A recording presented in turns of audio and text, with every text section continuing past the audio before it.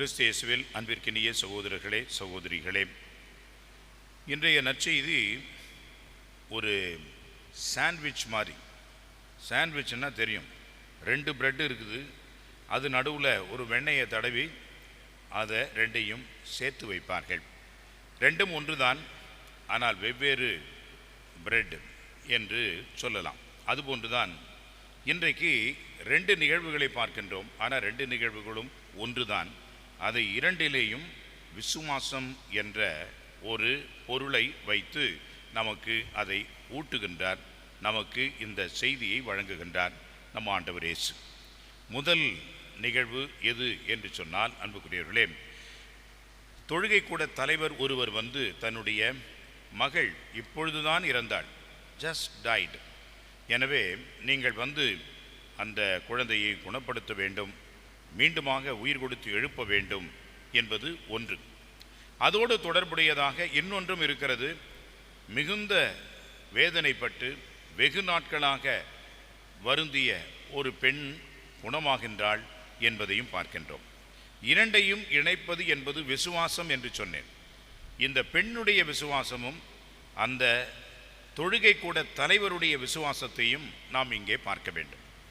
இந்த பெண்ணுடைய விசுவாசம் பாருங்கள், 12 ஆண்டுகளாய் எவ்வளவு கஷ்டப்பட்டிருப்பார்கள், எவ்வளவு செலவு செய்திருப்பார்கள், எத்தனை மருத்துவர்களை எல்லாம் பார்த்திருப்பார்கள். கடைசியாக ஆண்டவனே கெதி என்று கடைசி நேரத்திலே ஆண்டவரிடம் வந்து, நான் குணம் பெறுவேன். எப்படி குணப்பெறுவேன்? நேரடியாக அவரிடம் சென்று ஆசீர் பெற்று அவர் என்னை தொட்டு ஆசீர்வதித்து என்னை குணப்படுத்துவார்? இல்லை. இங்கே என்ன சொல்லப்படுகிறது என்று சொன்னால், ஆண்டவர் இயேசுவுக்கு பின்னால் வந்து அவரது மேல் உடையை விளிம்பின் ஓரத்தை நான் லேசாக தொட்டாலே போதும், நான் குணமாவேன். பாருங்கள், ஆண்டவர் இயேசுவுக்கு பின்னால் வந்து இந்த விளிம்பு, ஆடையின் விளிம்பை தொடுகின்ற அவருடைய விசுவாசம். ஆண்டவர் என்ன செய்கின்றார் பாருங்கள், அவருக்கு பின்னால் வந்த அந்த பெண்ணை திரும்பி பார்க்கின்றார். எல்லோர் முன்பாகவும் அவர் நிறுத்துகிறார். பின்னால் வந்த பெண் இப்பொழுது விசுவாசத்தினால் முன்னால் நிற்கின்றார், ஆண்டவர் முன்பாக நிற்கின்றார். ஆண்டவர் அந்த பெண்ணை பார்த்து, மகளே துணிவோடு இரு, உனது நம்பிக்கை உன்னை குணமாக்கியது என்று சொல்லி எல்லார் மத்தியிலேயும் அந்த பெண்ணை நிறுத்தி அந்த விசுவாசத்தை வெளிப்படுத்தினார். அவருடைய விசுவாசம் தனிப்பட்ட விசுவாசம், மறைந்த தன் உள்ளத்தில் இருக்கக்கூடிய ஒரு விசுவாசம். ஆனால் ஆண்டவர் இயேசு அந்த விசுவாசத்தை மக்கள் மத்தியிலே எவ்வளவு பெரிய ஒரு விஷயமாக மெச்சி பாராட்டி அந்த விசுவாசத்தை அவர் எல்லார் மக்கள் முன்னிலையிலேயும் பொதுவாக அதை அறிவிக்கின்றார். எனவே ஆண்டவர் இயேசுவின் பின்னால் சென்றாலே போதும், ஆண்டவர் நம்மை முன் நிறுத்தி நமக்கு எல்லாவற்றையும் செய்வார். நம்முடைய விசுவாசம் மட்டும்தான் இங்கே ஒரு பொருட்டாக ஆண்டவர் கருதுகிறார். அதே போன்று இந்த ஜெபக்கூட தலைவர் பாருங்கள், இப்பொழுதுதான் இறந்து போய்விட்டார். அவ்வளோதான், இறந்து போய்விட்டால் அடுத்த காரியத்தை பார்க்க வேண்டியதுதானே. ஆனால் இந்த மனிதரை பாருங்கள், இப்பொழுதுதான் என் மகள் இறந்து போய்விட்டார், இருந்தாலும் நீர் உமது கையை வையும், அவள் உயிர் பெறுவாள் என்று சொல்கின்றார். இறந்தவர்களை கூட ஆண்டவர் இயேசு உயிர்ப்பிக்க முடியும் என்ற நம்பிக்கை, விசுவாசம் இருக்கிறதே, அது எவ்வளவு பெரிய மிகப்பெரிய ஒரு விசுவாசம். யாயிர் என்ற அந்த ஜெபக்கூட தலைவன் எப்படிப்பட்டவன்? சமூகத்திலே மிகப்பெரிய ஒரு அந்தஸ்தை கொண்டவன், சமூகத்திலே மக்கள் மதிப்பை பெற்றவன், எல்லாருக்கும் வழிகாட்டுகின்ற ஒரு தலைவராக இருக்கக்கூடியவன். இப்பொழுது தன்னையே தாழ்த்தி இந்த இயேசுவிடம் வந்து இவர்தான் கடவுளின் மகன் என்ற வல்லமையிலே நம்பிக்கை வைத்தவனாக இறந்த தனது மகளை உயிர்ப்பிக்க செய்கின்றார்.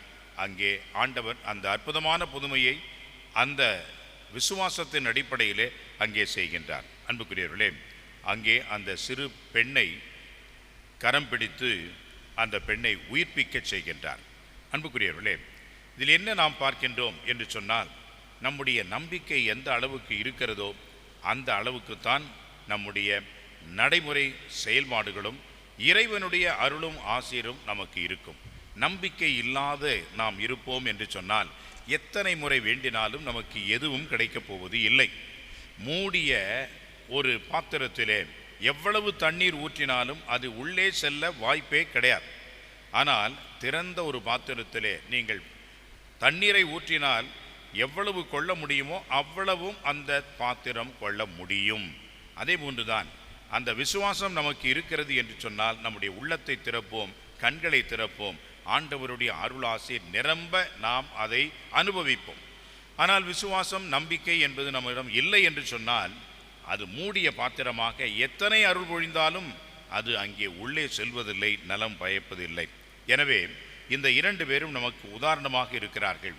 நம்முடைய விசுவாசம், நம்முடைய நம்பிக்கை, நம்முடைய எதிர்பார்ப்பு எப்படி இருக்கிறதோ அவ்வாறு இறைவனுடைய அருளும் ஆற்றலும் நமக்கு கிடைக்கிறது என்பதை உணர்ந்து இறைவனுடைய அருள் வேண்டுவோம். நம்முடைய நம்பிக்கையை அதிகரிக்க செவிப்போம். இறைவனுடைய அருள் பெற்றவர்களாக வாழ நாம் மன்றாடுவோம். ஆமென்.